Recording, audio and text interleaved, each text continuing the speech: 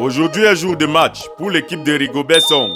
Ça passe ou ça casse. Depuis le début de cette compétition, le Cameroun est privé de son buteur favori, Vincent Aboubakar. Il peine véritablement à conclure des occasions de but. Enfin, quelques rares fois où il réussit à s'en créer. Jusqu'ici, cette équipe a servi à son public un jeu fade, sans ambition, aucun regard conquérant, aucune initiative personnelle, à penser qu'elle se croit à des matchs d'exhibition. Un autre détail important est que la Côte d'Ivoire, qui s'est fait prendre une douche froide face à la Guinée équatoriale, compte sur un match nul de l'équipe du Cameroun pour espérer se contenter de la place de meilleur troisième pour poursuivre la compétition. Au vu de l'historique des matchs livrés jusqu'ici par les poulains du sélectionneur-manager qui ont cessé de faire rêver le public camerounais, nous pouvons d'ores et déjà appeler les Ivoiriens à se désillusionner et à vaquer à d'autres occupations parce qu'aujourd'hui, les Lions sont décidés à jouer le tout pour le tout. Et lorsqu'ils sont aussi engagés et qu'ils perdent, on dit d'eux qu'ils n'ont pas démérité. Enfin, juste une façon de parler.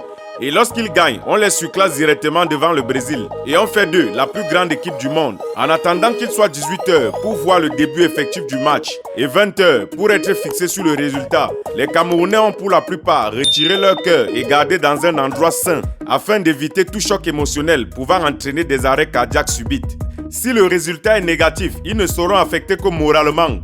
Et si jamais les Lions gagnent de la plus belle des manières, par un score conséquent, minimalement 3-0, ils remettront leur cœur en place. Onana sera immédiatement surclassé devant Neuer. Erling Haaland ne vaudra plus rien devant un Faris Moumbagna. Et l'Argentine sera un petit pousset aux yeux des Camerounais. Priez d'attendre le score sur place.